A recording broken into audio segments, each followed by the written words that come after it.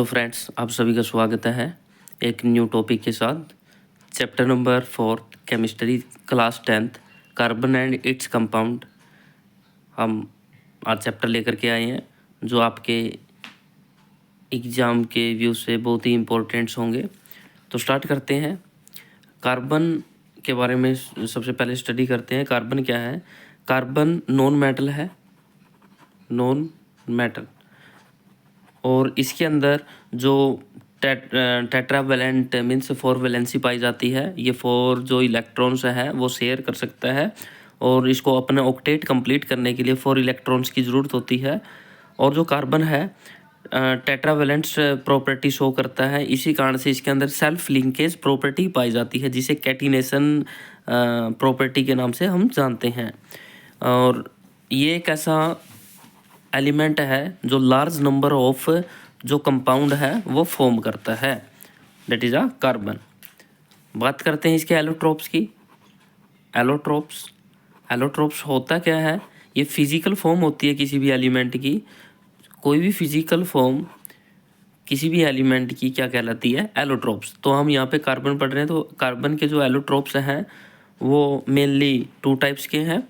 कौन कौन से हैं? डायमंड है सबसे पहले, और सेकंड कौन सा है हमारे पास? Graphite.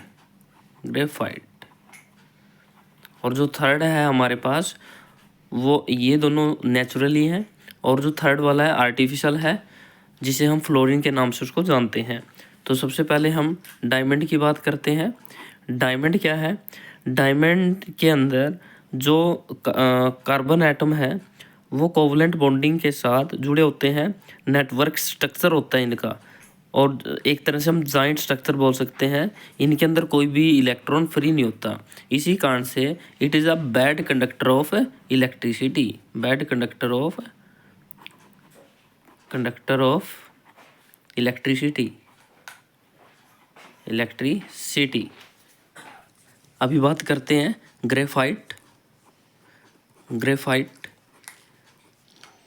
Graphite also allotrope of carbon atom.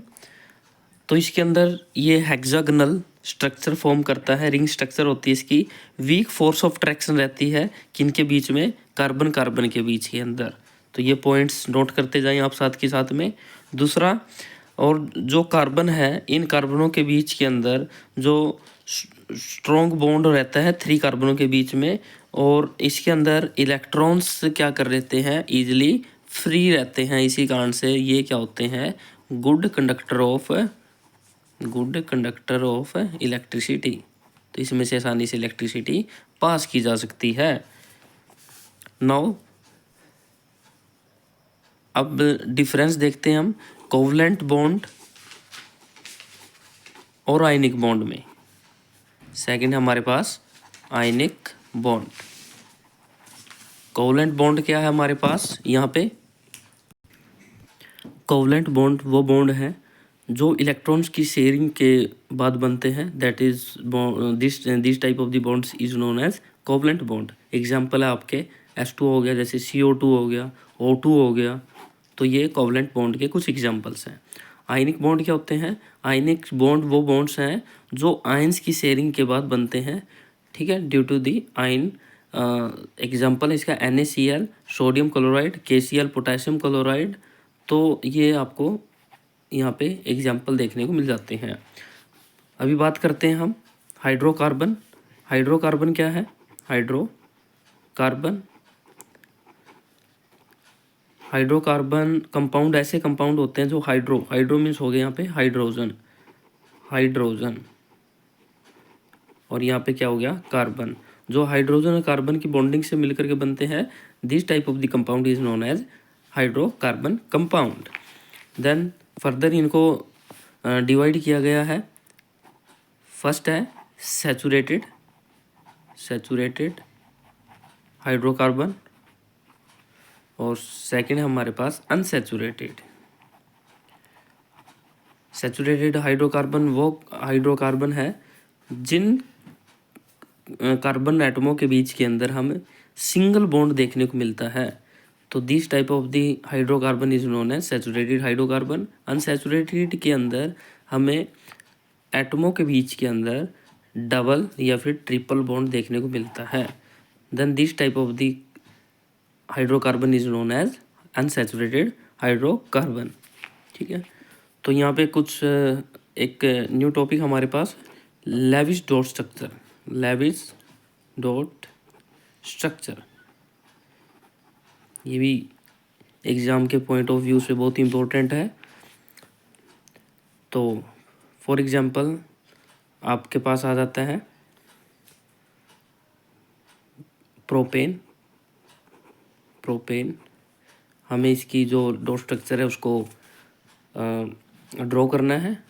तो आपकी बुक में टेबल दी गई है। प्रोप का मीन्स है यहाँ पे कार्बन एटम कितने हैं, और एन का मीनिंग है सिंगल बॉन्ड है। तो क्या होता है, कार्बन एटम यदि 1 होता है तो मेथ, 2 होते हैं तो एथ, 3 होते हैं तो यहाँ पे प्रोप, और 4 होते हैं तो ब्यूट। तो यहाँ पे स्टार्टिंग में आपके पास क्या है, प्रोप मीन्स कार्बन एटम कितने हैं हमारे पास 3। तो पहले कार्बन एटम राइट करें, 1 2 3। एन सिंगल बॉन्ड है, ठीक है, तो इनके बीच में सिंगल बॉन्ड है। तो हाइड्रोजन एटम कितने होते हैं, अल्केन में जो फॉर्मूला रहता है हाइड्रोजन एटम को फाइंड आउट करने का, जो जनरल फॉर्मूला है CnH2n +1, सॉरी +2। तो यहाँ पे यदि आप n की वैल्यू 3 लेते हो तो 3 2 6 और 2 8, तो आपको हाइड्रोजन एटम कितने लेने होंगे 8। तो 1 2 3 4 5 6 7 एंड 8। तो सबसे पहले जो कार्बन की वैलेंसी है वो कितनी होती है 4, 1 2 3 4। हाइड्रोजन की 1, यहाँ पे भी 1 और यहाँ पे भी 1। तो एज इट इज़ आपको 1 1 यहाँ पे 4 देखने को मिलेगी। कार्बन को अपना ऑक्टेट कंप्लीट करने के लिए 4 इलेक्ट्रॉन्स की ज़रूरत होती है। हाइड्रोजन को अपना ऑक्टेट कंप्लीट करने के लिए 1 इलेक्ट्रॉन की ज़रूरत होती है। तो जो ये हाइड्रोजन एटम है इस कार्बन से अपना इलेक्ट्रॉन लेगा, ये वाला भी यहाँ से लेगा, और ये हाइड्रोजन एटम यहाँ से। और जो यहाँ पे कार्बन एटम है 4 खुद के हैं और 3 इन हाइड्रोजन एटम से, और 1 इस कार्बन कंपाउंड से, कार्बन एटम से अपना 1 इलेक्ट्रॉन गेन कर लेगा। Second, hydrogen atom again similarly carbon atom से, ये भी कार्बन एटम से, और जो ये कार्बन है कहाँ से,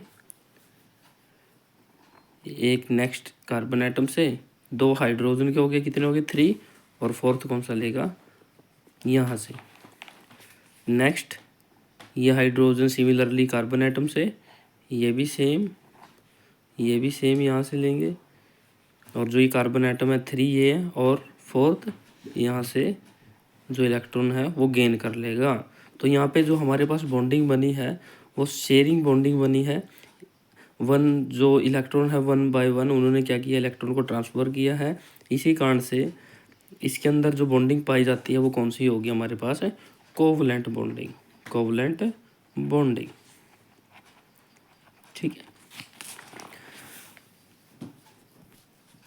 next important 2 topics, saponification reaction and esterification reaction, जो कि आपके आने वाले एग्ज़ाम में बहुत ही इम्पोर्टेंट है, और आपके एग्ज़ाम में ये आपको देखने को मिलेगी इनमें से। तो सबसे पहले स्पोनिफिकेशन रिएक्शन की बात करते हैं। ये केमिकल रिएक्शन है और एक्सोथर्मिक रिएक्शन है।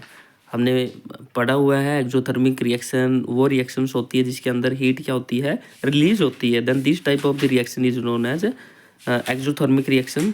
तो स्पोनिफिकेशन रिएक्शन क्या है, स्पोनिफिकेशन रिएक्शन के अंदर जो एस्टर है, एस्टर वो रिएक्ट करता है, रिएक्ट विद स्ट्रॉन्ग बेस के साथ रिएक्ट करता है, और फॉर्म क्या करता है, बनाता है सोप एंड अल्कोहल। तो राइट क्या करोगे आप इसमें, saponification reaction is the chemical reaction and it in this reaction heat is produced, and in this reaction ester react with strong base form soap and alcohol. क्या क्या बनाता है? Soap और अल्कोहल. इसका जो बेसिक हमारे पास एग्जाम्पल रहेगा वो example CH3 COO C2H5 plus NaOH हमारे पास बेस है, तो क्या बनाएगा हमारे पास? सोप सॉल्यूशन और अल्कोहल. CH3 COO Na ये हमारे पास सोप आ गई प्लस अल्कोहल C2H5OH. ठीक है. नेक्स्ट है हमारे पास एस्टरिफिकेशन रिएक्शन. एस्टरिफिकेशन रिएक्शन वो रिएक्शन है जिसके अंदर जो हमारे पास कार्बोक्सिलिक ग्रुप है मीन्स COOH रिएक्ट करता है किसके साथ? React with alcohol to form क्या बनाता है? Ester and water.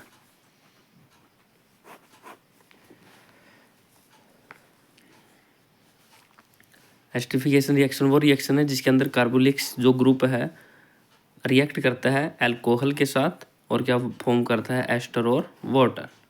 ठीक है. और जो मोस्ट इम्पोर्टेंट टॉपिक है इसमें, ये भी एग्जाम के पॉइंट ऑफ व्यू से बहुत ही इम्पोर्टेंट है, एथेनोइक एसिड और इथेनॉल के अंदर डिफरेंस आपको अप्रोक्सीमेट ये एग्ज़ाम के अंदर देखने को ही मिलेगा.